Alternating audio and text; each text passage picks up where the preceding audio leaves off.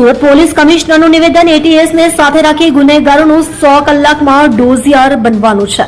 Surat police કમિશનરે ગુનેગારોની list તૈયાર કરી ભૂતકાળમાં સુરતમાં અને અમદાવાદમાં બોમ્બ મૂકવામાં સંડોવાયેલા પર નજર।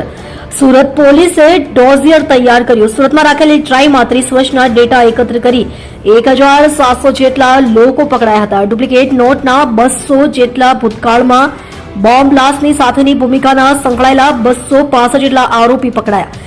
તૈયાર કરેલા લિસ્ટમાં ભૂતકાળના બોમ્બ બ્લાસ્ટમાં સંડોવાયેલ સ્લીપર સેલ પણ શામેલ। પોલીસે સ્લીપર સેલ સાથેનું તૈયાર કર્યું લિસ્ટ।